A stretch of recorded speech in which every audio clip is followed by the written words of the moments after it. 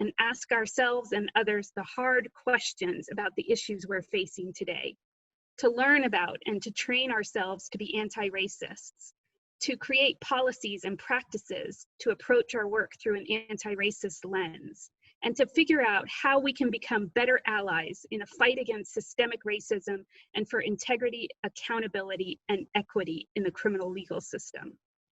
This is only the beginning.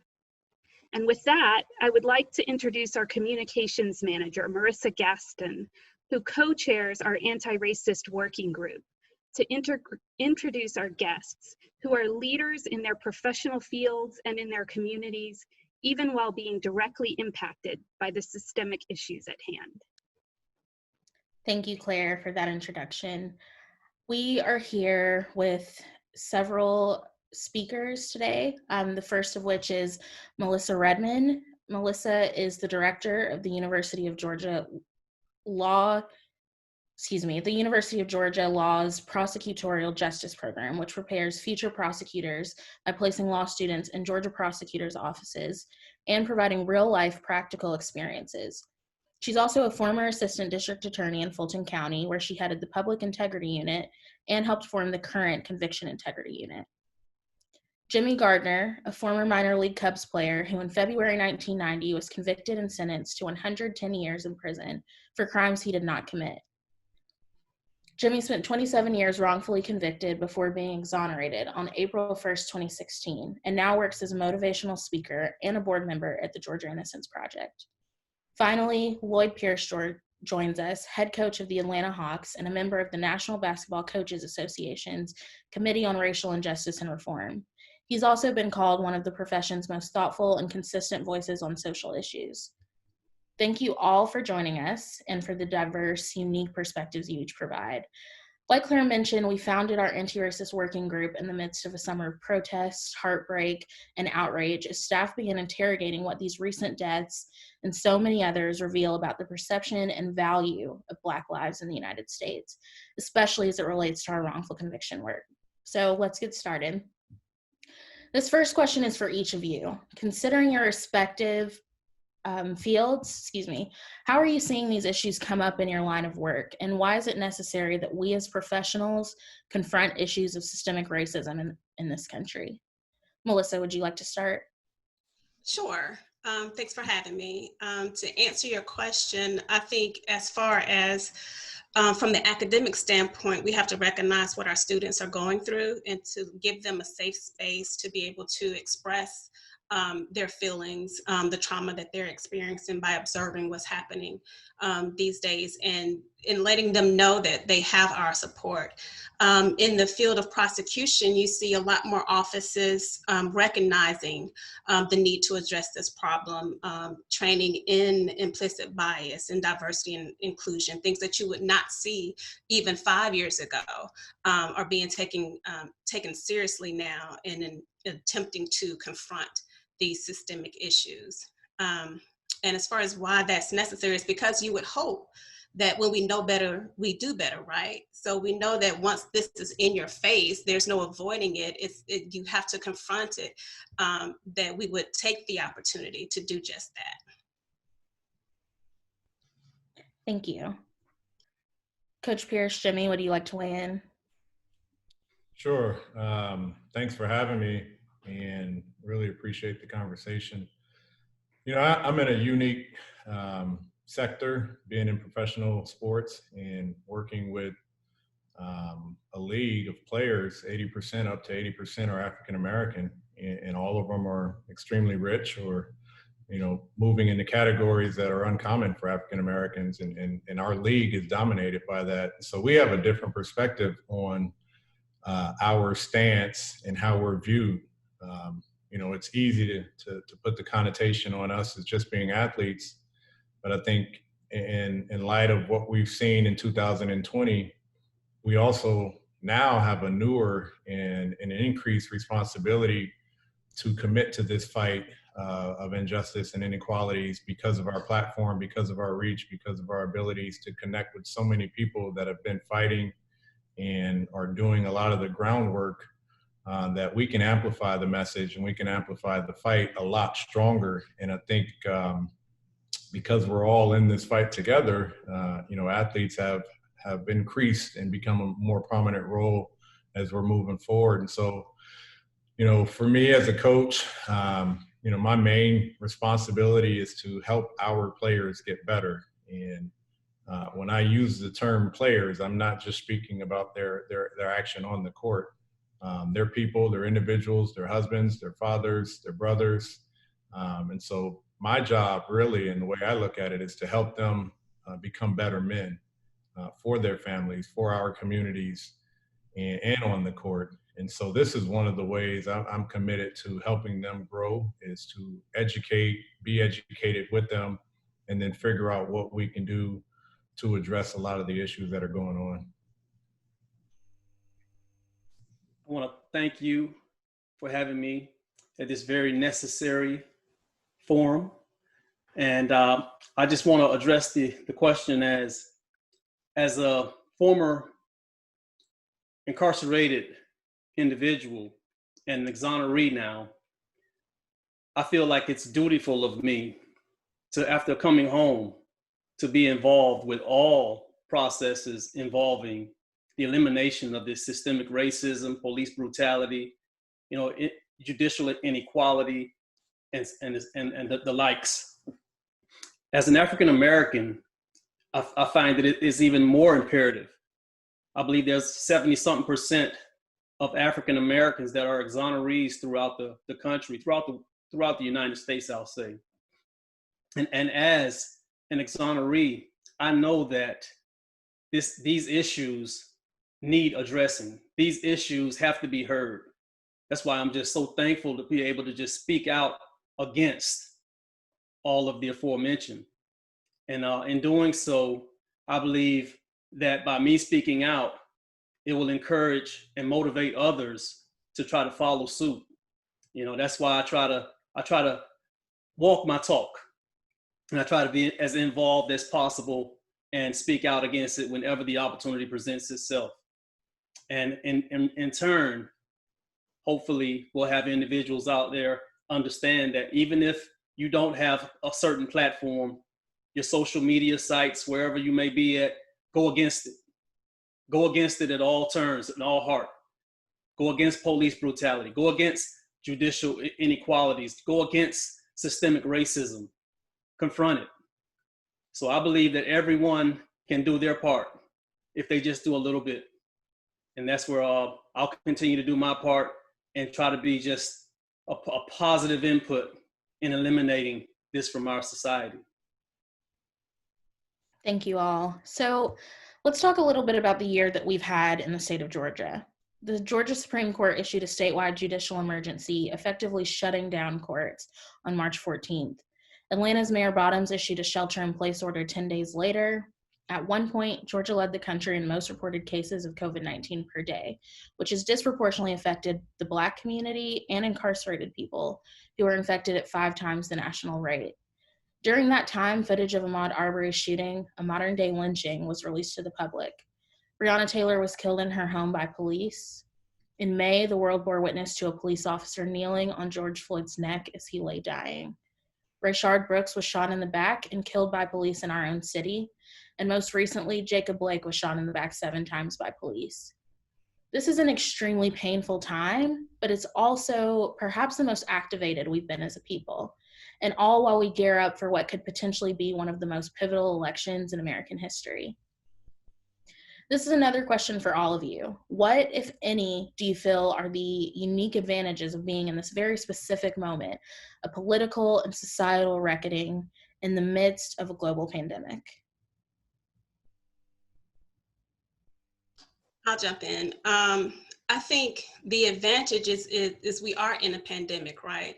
So unarmed Black men being killed by the police, it has happened year after year. It's nothing new, right? And we've seen it on the news. We haven't seen this volume and this, repeated trauma day after day of yet another case of someone who looks like us dying in front of our very eyes.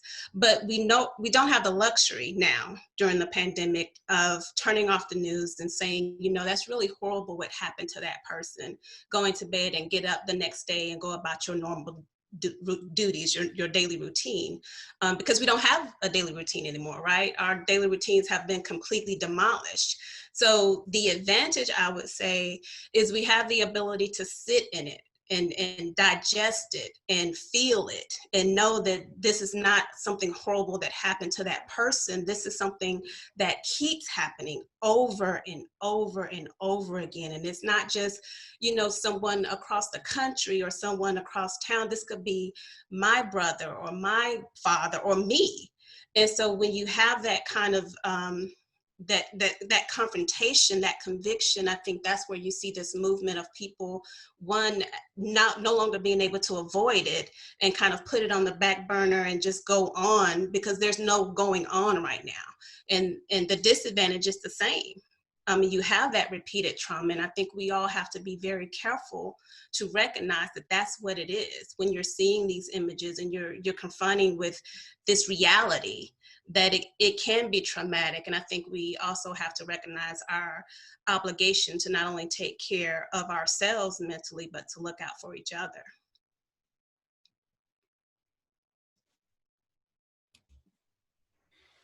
Yes. I want to say, you know, these are some of the worst times that our country is seeing, with COVID included. But for these horrible acts of violence and criminal acts being demonstrated upon individuals such as Breonna Taylor, it's just horrible. And unfortunately, it hasn't just begun. It's been going on for centuries. You know, as a 55-year-old man, I can think back to when I was just a little child being accosted by police officers, going through horrible circumstances, but being able to come out. So many individuals now are being killed in these streets, people of color, not having opportunities to go home to their families, not having opportunities to get justice, to go through the judicial process. And it's just horrible. And it's just, we have to make sure that we turn into a country that is for protecting and serving and being capable of managing instead of coming out to hurt, harm, maim, or kill. We want to be in a position to try to deal with our citizens in a better way. And I believe that, God willing, you know, we'll be able to try to eventually achieve that. But it's going to take a lot of work. It's going to take a lot of partnership, a lot of involvement from not just from our judicial process, but from people, all human beings and creatures and citizens throughout this United States. And in turn, I believe we can be a better United States. And as for the upcoming election, this is one of the most important elections in our lives. And this election means that we, as a people, we have to restore our democracy. This is a pivotal point in our lives. And I know it's amidst COVID-19 and a lot of other different things out there, but we have to be capable of getting out and exercising our vote, being in the position to utilize our voices in the right way and move in a direction that's going to give us an opportunity to be the country that we should be and that we propose to be. Thank you. Yeah, I mean, I agree with everything that's been said. You know, I use the term representation often to discuss why this year has really been significant and important. You know, the silver lining is we have seen a lot of allies. We have seen a lot of people become more engaged, myself included, with things that, you know, we may have taken for granted or have shown no interest in prior to. And, you know, I think the revealing of how flawed so many systems are in our country, when we speak of our communities in healthcare, when we speak of our communities in education, when we speak of the disproportionate numbers that are being affected by COVID-19 and why.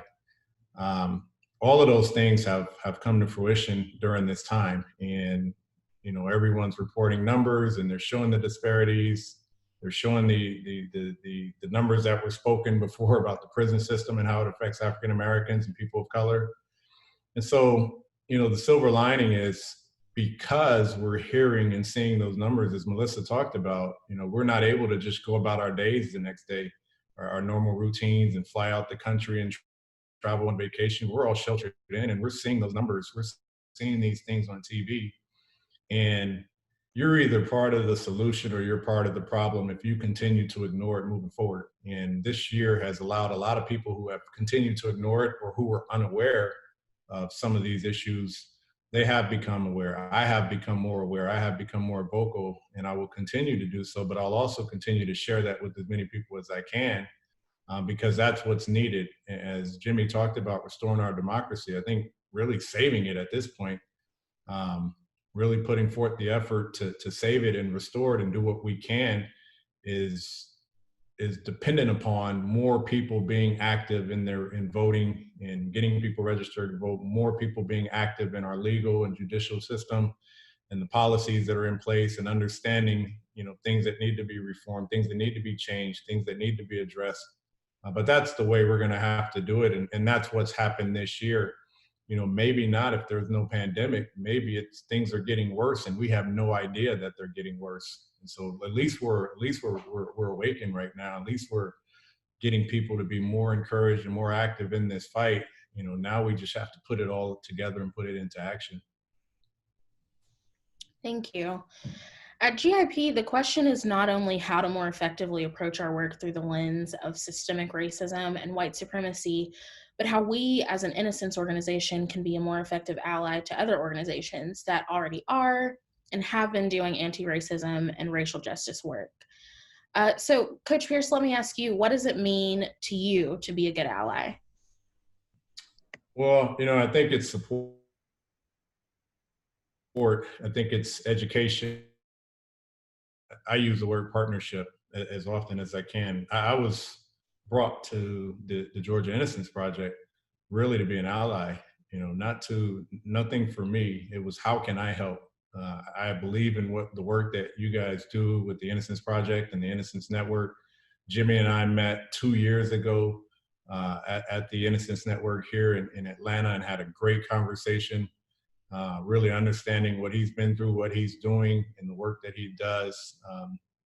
And I understand that in my position, I have an ability to at least enlighten other folks and enhance other folks on what they can do to really bring about resources, to bring about awareness, to spread the message. And if you take that partnership and you apply it to every other area in our country that's flawed or needs help, initiatives in low-income areas, providing educational resources to those areas, getting involved in healthcare and different cancer societies, whatever the case may be, whatever you can partnership with, you are an ally because you are trying to help others who are in desperate need. And that to me is the most important thing, in addition to looking internally and figuring out, you know, where you've gone wrong in the past and how you can better yourself. And that's what I try and do.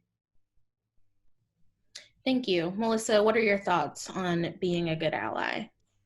I would agree. It's getting in the fight. You know, it's recognizing, not only recognizing an injustice, but working to help do something about it. So aligning yourself with organizations or causes that you believe in, where you can actually contribute, whether it be your time or your money or both, to actually get in the fight with those who are experiencing these injustices and trying to do something about it. Thank you. Finally, Jimmy. Yes, I'll just piggyback off of Coach Pearson and Ms. Redman. I really believe that being involved means everything. I encourage all to just do whatever you can do. If you can't speak out against it, act out against it. And if you can't act out against it, go against it in your heart. Go against inequality. Go against injustice. Go against systemic racism. There have been probably more nonprofits started this year alone than any in the past decade or so. I don't know the numbers, but I know there's been a lot of things started, a lot of businesses started, a lot of organizations. And I encourage all to continue to get these organizations, continue to do your part, continue to reach out. If you put one foot forward, I guarantee you someone will help you bring the other one up. So just get started, get moving, get that current going, speak out, give your time, give your monies. There's organizations like the Innocence Projects all over this country and all over the world that are bringing innocent men and women home. And they need support. So we need to be capable of offering monies, our time, anything we can give on behalf to help organizations and bring in our own organizations and get started. And that's where I believe we make a big difference in this thing. Thank you. Melissa, considering so many movements begin on college campuses, how do you foster a spirit of change and allyship amongst your students? Really, it begins with education. For example, I taught a course on learning from wrongful convictions this summer. And all of the students, every single one at the end of the course had the impression I had no idea. I had absolutely no idea these things occurred. They didn't know about false confessions. They didn't know about eyewitness misidentifications.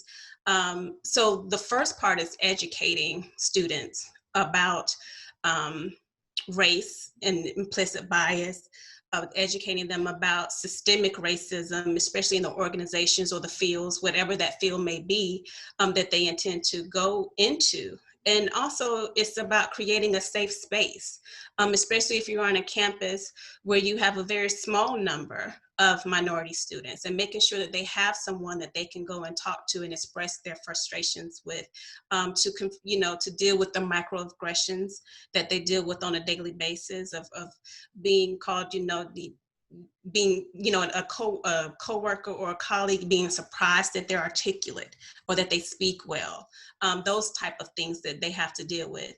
And then letting them know what they can do. Of course, they're students, right? So, they have certain obligations. They have to study, they have to, pass their exams. So they have that pressure. They're doing all of this during a global pandemic, so they're not getting that college experience. But, what can you do to use your knowledge and your skills in a way that fits into your life right now? It can be, being a legal observer to protest. It can be, being in a protest. It can be training to be a poll worker or to register your fellow students to vote. Just giving them the education and letting them know the opportunities that's available for them to use their voice however they feel comfortable. Absolutely. It's really important that people understand allyship can be what we make it, and to make the most out of your skill set and your environment. Jimmy and Coach Pierce, sports or love for a team can unite people in a special way. However, as we've seen with players like Colin Kaepernick and more recent critiques around NBA and WNBA protests of police brutality, nothing is more divisive than when a player takes a knee or sits out or speaks out. Sometimes there's an expectation that athletes just shut up and play. So how do you prepare your players and, Jimmy, your clients for criticism, pushback, and sometimes outright bigotry? Yeah, I think one way of looking at it is in sports, you're constantly dealing with fans, whether they're your fans or they're the opponent fans. And you understand you're not going to be liked by all, especially if you lose, especially if you're on the other side. And that just comes with the territory. I think what we've seen is when you speak about anything having to do with outside of the court, outside of our sport, you're going to find the divisiveness pretty quickly. And once athletes started to get involved in racial issues and politics and legal issues and things of that nature, you started to see how divided we are as a country, how divided we are as a society, and really how divided we are when we try and talk about, who should speak up and who should speak out on these issues. Apparently, athletes aren't afforded the opportunity to speak up, and that's what we keep hearing over and over. But I think to that point, what you do realize is the more people want us to be silent, the more important it is for us to speak up, because they want to try and censor us. They want to try and limit and restrict our voice because they know of what we're capable of doing. And so we educate our guys and we try and educate our players in this league on first and foremost, be educated, be guided, make sure before you speak, you understand, where this can go, and you don't want to create additional confusion. Every anthem that we hear about and every opposition to the anthem, or the position that our athletes take, whether they're kneeling or throwing up a fist or standing or coming together, it's easy to make that become the point of attention, the focal point, whereas it has nothing to do with why our players or anyone is taking a stance during that time. It's just understanding that's a great opportunity. One of the greatest opportunities as athletes that we have is to let it be known where we stand when everyone is watching. And that's the purpose. And we have to continue to find ways to educate our fans, our supporters, our community on our fight for racial justice in this country. And we have to continue to ignore the noise that we will always hear.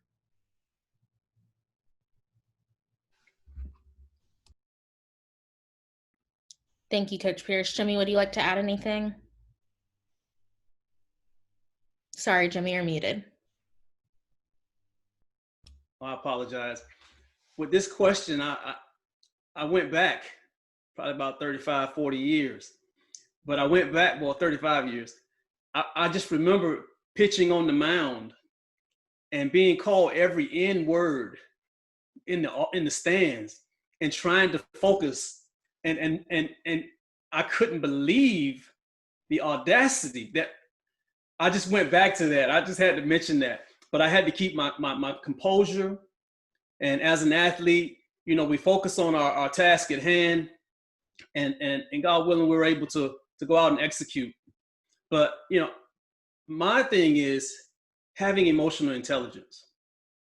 Having emotional intelligence gives one the ability to make good decisions at the most adverse times. And that's what I would tell our young athletes of the day and young people of the day, period. Continue making good choices. Continue placing yourselves in positions to see the next day, to be a part of the solution and not the problem. We have to make great choices.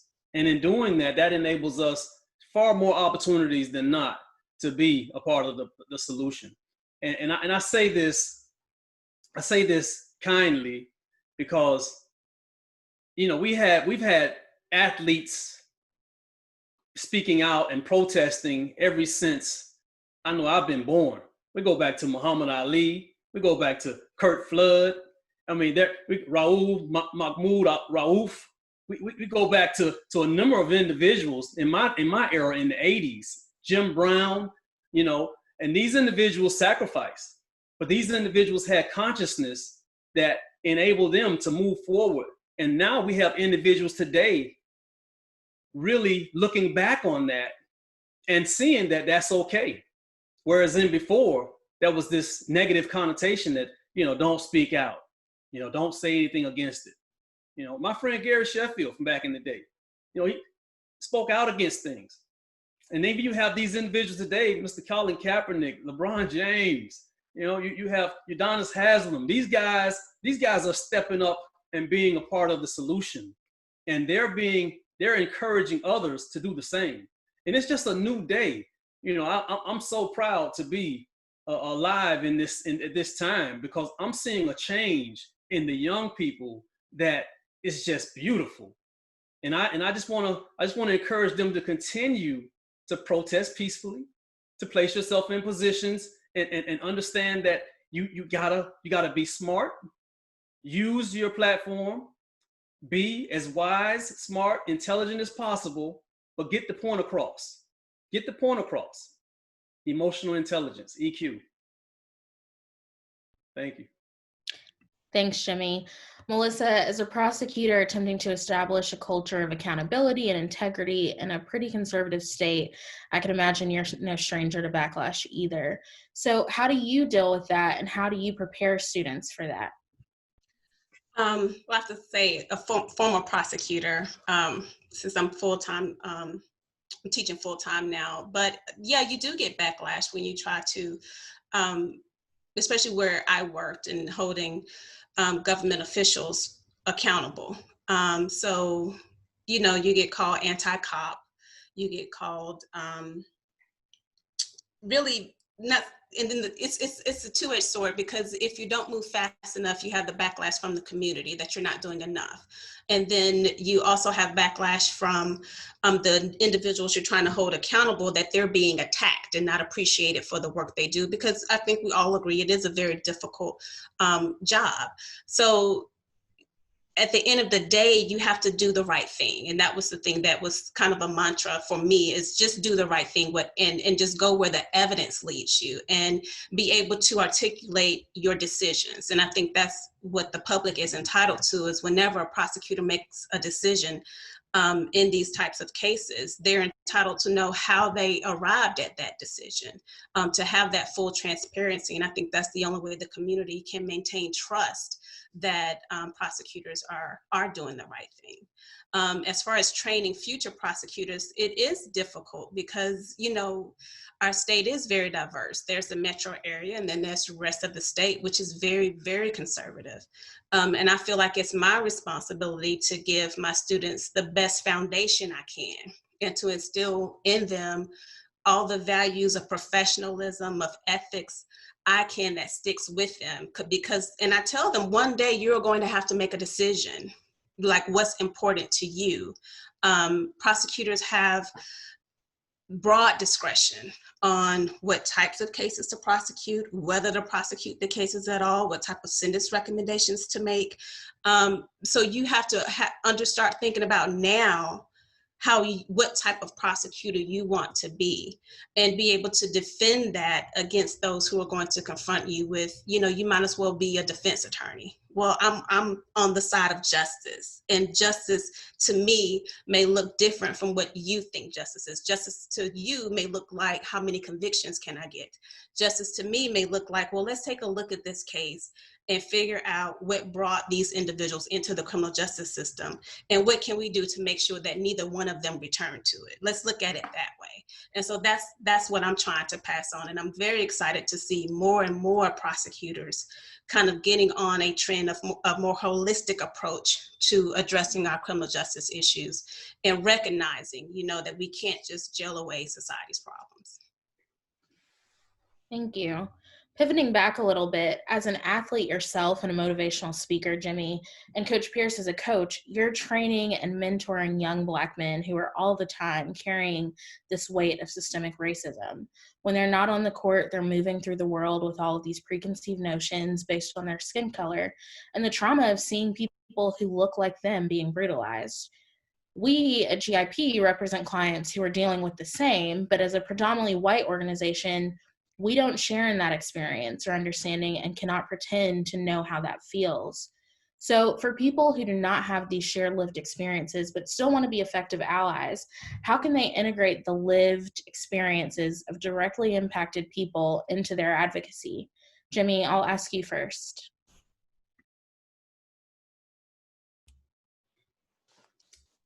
I would say these individuals have to become active in getting involved in the processes. You know, you have so many young Black men being arrested throughout the country, illegally and some legally, and you have so many different just human rights and equality issues that are at hand. I say individuals need to be more informed, educate yourselves. You know, put yourselves in position to be empathetic of what's happening with the young Black men and women of today. You know, I say just put yourself in that position, get out there and have encounters, and basically just look at things with an objective eye, And if you're intelligent enough to look at the process and see how things are going and have been going, you can see that there's been some huge biases,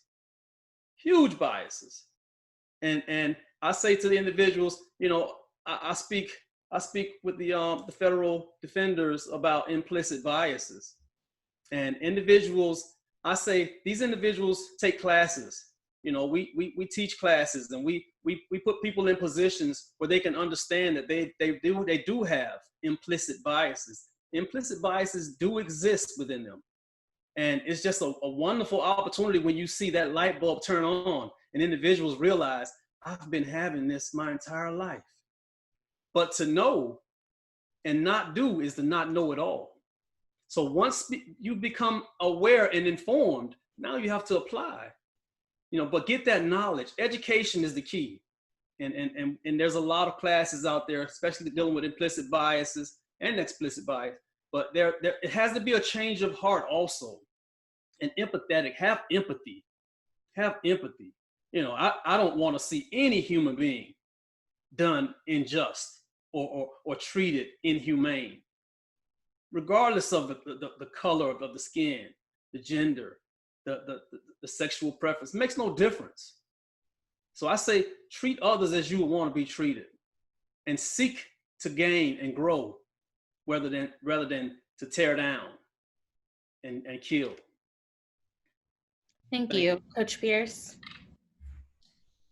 Yeah, you know, it's a tough question sometimes to answer, especially when I'm partnered here with Jimmy and the experiences that he's gone through, having been wrongfully convicted and the time he spent incarcerated, and to come out on the other side and spend his life now working to help educate others. I don't have that experience. I've never been arrested.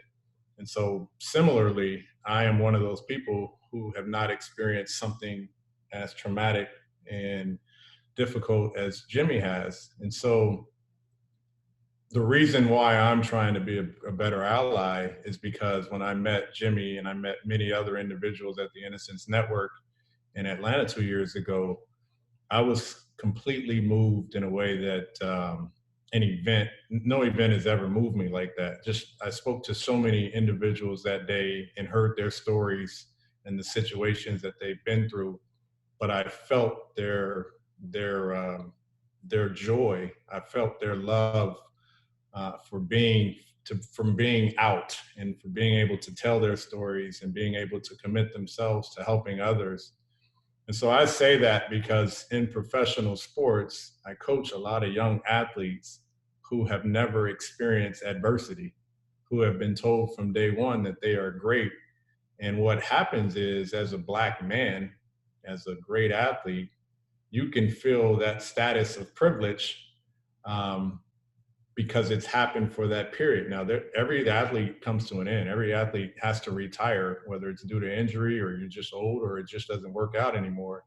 Well, that privilege can disappear as well.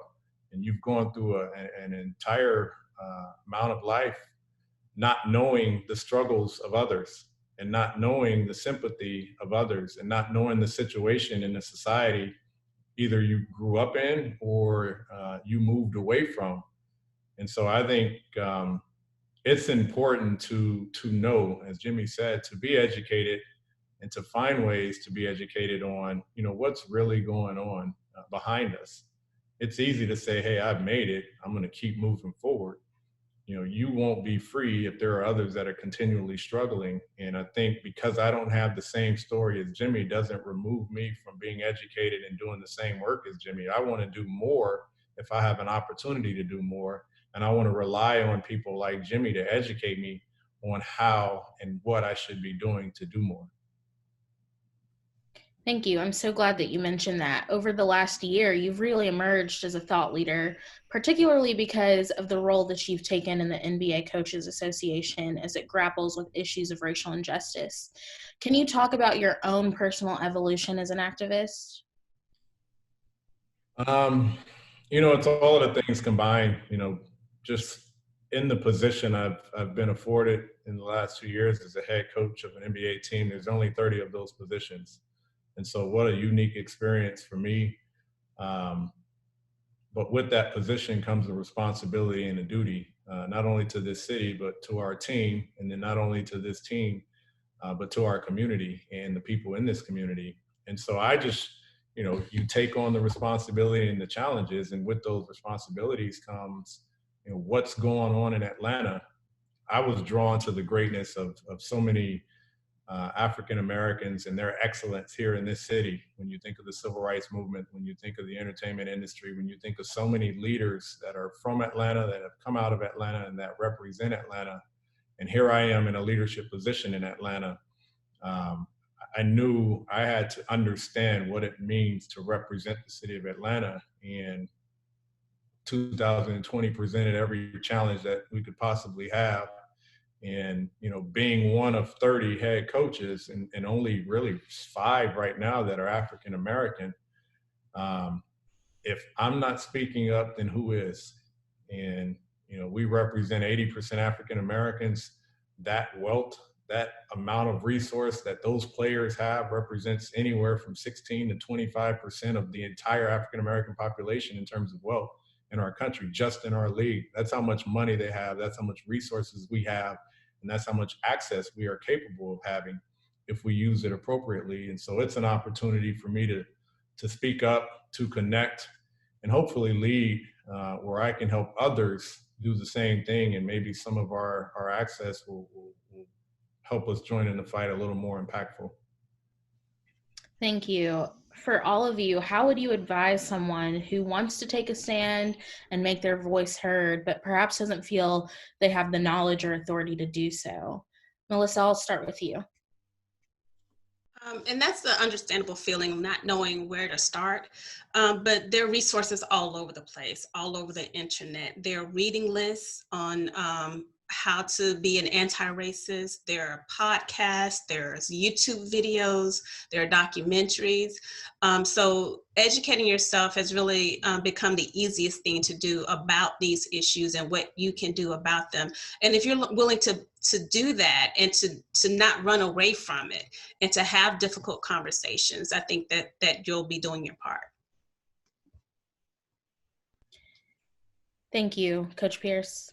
Yeah, it's Melissa said having difficult conversations, and I think the education and doing the research will allow you to know, how much of a setback some people have, and how much of a disparity some things are in terms of African American communities and people of color.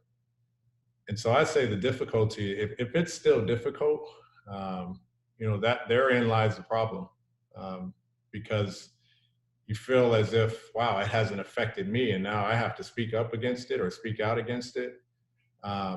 Therein lies the problem. It hasn't affected you. It hasn't affected a lot of people, but it's affecting someone. And if it's affecting someone, it should be affecting us all. And so I think being exposed to the issues in our country, being exposed to the issues in our community are important. That's where you just need to just dive in and find out what's really going on. It may not be happening to you, but it is happening to someone. And if you can't find it, keep looking. Yeah, I'll piggyback on that with our coach just said. Become educated, put yourself in the position to get out there and utilize resources and utilize opportunities to be involved with these different organizations that are out there today. There's hundreds and thousands of organizations that are about change, positive change.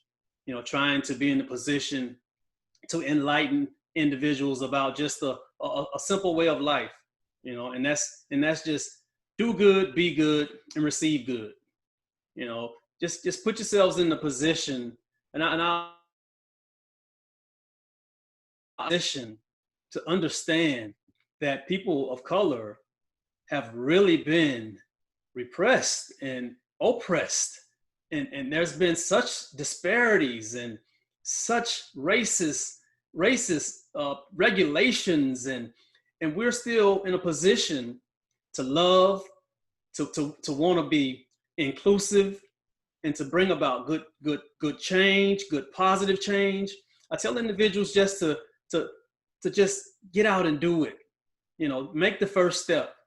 But I also speak about the emotional intelligence. Be in a position to understand, you know, you don't want to exacerbate a situation and put yourselves in harm's way. You want to be able to have healthy conversations. You want to be able to have respectful protests and peaceful protests. You want to keep yourselves in positions, like I said, to make it home, to make it back to your loved ones, you know, and that's what I strongly recommend that. And I tell everyone, I want to say to everyone, just continue to just be supportive, continue to offer your time, volunteer, you know, give your money if you can. If it's only $5 or $6, you know, in certain organizations, it helps, you know, so just continue to just be a part of the positive change. Thank you. Thank you. Well, there are many who feel emboldened in this moment. There are certainly others who are feeling hopeless right now. Jimmy, as someone who's been through the unimaginable, how do we keep hope alive and stay motivated? I can just share with you how I kept hope alive, you know, and I just take it back to my upbringing, my foundation, and I just give much props to my ancestors, and you know, I believe that you have to want to do good. You have to want good in your life. You have to want to give back. One of my most precious things I have is I want to give. I want to give. I want to give my time. I want to give my money. If I see someone in need, that's an opportunity to help, you know? So I believe in whatever situation one may be in, understanding that God will not place a burden upon you greater than you can handle. And if you really believe that, like I did, you won't allow yourself to succumb to anything. When I didn't get heard in the courts for 23 years, I didn't stop. I didn't stop in 1990. I didn't stop in 1993. I didn't stop in 95. I didn't stop in 1998 when the guy was indicted on my case and tried for knowingly testifying falsely and presenting false testimony. I didn't stop, but I didn't get heard. I kept filing. I kept going until 2013. And then it took till 2016 before I came home. By the grace of God, I just let everyone know, if I can do it, you can do it. You know, we're all human beings. We're all human beings. We all have the same blood, whether it's A, O, B, AB, or whatever. We all are human beings, and you can do it. Never give up. Continue to strive towards your goals and objectives, and know that if you make the first step, someone is going to help you make that next step. And you might not be able to see the person, but that invisible person right there could be the help from the God. Thank you. Thanks, Jimmy. Melissa, in our line of work, in wrongful conviction work, it can be easy to fall into the trap of positioning ourselves against prosecutors. What do you see as the role of prosecutors in advancing racial justice? Mainly is to listen. Like Jimmy said, he spent years and years in the court system and no one was listening. And I think prosecutors have to be willing to do what we expect of others. If you've done something wrong, if you've gotten it wrong, you need to be able to acknowledge it and be willing to correct that mistake. And I think that's where the work of conviction integrity units and work of prosecutors partnering with organizations like Innocence Project can do the most good, is recognizing the possibility that maybe you got it wrong and doing it early, like when the case first comes into the office, not making assumptions that just because, you know, a law enforcement officer said it, to take it as gospel. Do your own investigation, go where the facts lead you, and just being open to that possibility of other possibilities. And I think when you really go back to our training in making cases based on the evidence, not on, you know, gut feelings, it's what you can prove, not what you think, not what you believe, then I think we can correct a lot of these injustices. But it all comes back to being willing to listen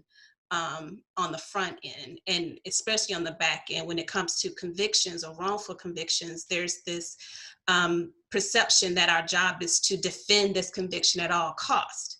And that should absolutely not be the case. If the goal should be, let's look at this, make sure we got it right. And if we didn't, let's correct it, because no prosecutor I know wants it on their conscience that they send an innocent person to prison. And so the way we can avoid that is confronting the issues that we know have led to wrongful convictions, issues concerning systemic racism on the front end, and also being willing to correct them on the back end. Thank you. And I think it's important for citizens and voters to understand the role of a prosecutor. So how can we as organizations and as individuals be proactive in building relationships and opening up dialogues with prosecutors? One, it has to be a dialogue, right? So prosecutors, going to you're confronting your prosecutor and yelling at them and yelling demands, and that doesn't get you very far. But when being willing to sit down and talk about the underlying issues, why things are the way they are, what can we realistically do about it, and being open to those possibilities, being open to being, the community and the organizations being willing to listen. Like, these are our parameters. Like, this is what we have to work with. Where can we meet? What can we do to work together to make this a better system? And it may be both of us going to the legislature and saying this needs to change. You have both the community, the organizations, and the prosecutors saying we need to change this, and then maybe the legislators will be more apt to listen, as opposed to the finger pointing that we see a lot. I don't think that's very productive at all. But if both sides are willing to actually engage in a real dialogue, I think we can get a lot further. Thank you. This last question is for all of you. If there is just one action you would advise people to take right now, what would it be? Melissa, we'll start with you. Sure, vote. Like Michelle Obama said, vote like your life depends on it, because it does. If you want the police to live in the neighborhood that they patrol, vote. If you want them to be able to, if you want it to be required that they wear body cams at every police citizen encounter, that money comes from the Department of Justice, who is governed by the Attorney General, who's appointed by the President. So you have to vote. If you're concerned about citizen disparities, judges are elected, so you have to vote. If you're worried about how cases are prosecuted, solicitor generals and district attorneys and state attorneys are elected. So you have to vote in every election, every time, without exception. Thank you, Jimmy. Yeah, I just want to, I'm sorry, I want to retract back just a little bit. And I just want to respond about the prosecutor if I can. I mean, as an exoneree, someone that served 27 years, and my dealing with prosecutors is different. And I try to be objective, but we look at the enormous amount of convictions throughout the United States and the world. And the majority are not just on DNA. They're on prosecutorial misconduct, allowing false evidence to come in, bringing in witnesses. Like in my case, they went out and suborned perjury, brought an individual in to change evidence. And this happens a lot. And the prosecutors are still not held accountable. I believe in accountability. I think prosecutors should be held to accountability like everyone else that's working on a job. Accountability should, in fact, be something that's represented. It has to be mandated. We have qualified immunity. We have these immunity clauses. Prosecutors can't be touched. I'm in civil litigation right now. Prosecutors can't be touched. I just had to speak out on this because I'm very passionate with it, and it's very dear to me. But I just, there are some good people out there, undoubtedly, good prosecutors, but there are a lot of prosecutors out there that have just taken reins on their own and decided to hold the law and display the law the way they want. And before it gets to a judge, it's the prosecutor. Before it goes to a grand jury, it's the prosecutor. So I just had to state that. I don't mean take too much time. And No, and you're absolutely right. You're absolutely right. And I think that's why we want to get back to that education and letting people know the power that prosecutors have. And most importantly, because there are so many prosecutors who engage in misconduct, to make sure that there are more of us than there are of them. Yes. And for if I had to say one thing, I'd say be involved, be proactive, be proactive, and that includes understanding your civic duties, being involved in community, community activities, being involved in trying to uplift young Black men and women you see that may be in your neighborhoods, impoverished areas, giving your time, giving your money, giving your efforts to bring people out of impoverished positions, to give people opportunities. I can remember having 50 cents, and that's all I had. But I needed to mail out $30 and $40 worth of legal mail. People helped me inside. I received help. So make it dutiful. Give back. Let's be more kind and give back. Just share your love. The more you give, the more you receive. Thank you. Thank you. Yeah, I think both statements are powerful. And for me, it's just simply care. I think everyone cares about someone. And I say this often, that if you care about anyone, wear a mask. If you care about anyone, vote. If you care about anyone, speak out. And that's where we are in 2020. Regardless of what side you're on, regardless of what stance you've had before, until it happens to you, it's not as personal. When it happens to you, you're going to take the stance you need to take. Well, let's not always wait until it happens to you, because it's happening, and it's happening to someone. And if you care about anyone, you should care about someone as well when it happens to them. And I think, as Melissa spoke about earlier, in 2020, we're all pretty much sheltered in. We're not moving a whole lot. And so when George Floyd, we all saw on camera for 8 minutes and 46 seconds, it hurt all of us a little bit. And then each day after that, Rayshard Brooks, Ahmaud Arbery, everyone that came before, everyone that came after, they hurt a little bit more. And you start to care a little bit more. And as you're caring, you're starting to get involved. And so I just think simply care about your family, care about yourself, care about others, and see what you can do to impact change as you're doing that. That's great. Well, thank you all so much for your time today, and thank you for the important work you're doing. Thanks again also to the Innocence Network for making today possible. And for those of you at home, we at Georgia Innocence Project encourage you to take what you've heard today, take the outrage and the pain that you're feeling, turn it into action, and go out and make a difference. Happy Wrongful Conviction Day. Thank you all. Thank you. Happy Wrongful Conviction Day.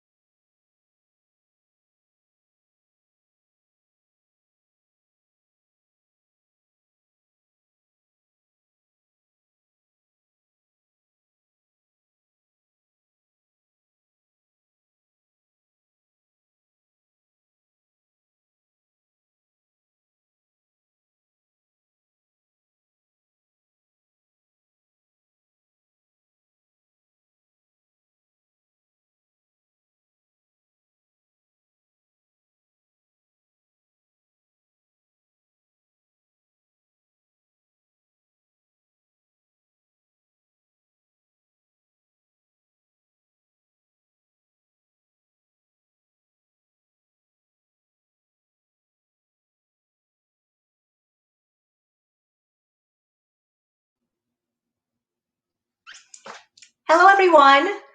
My name is G. Park. I'm the Executive Director of Innocence Project New Orleans. Thank you for joining us for this very important conversation with the candidates running for the Orleans Parish District Attorney.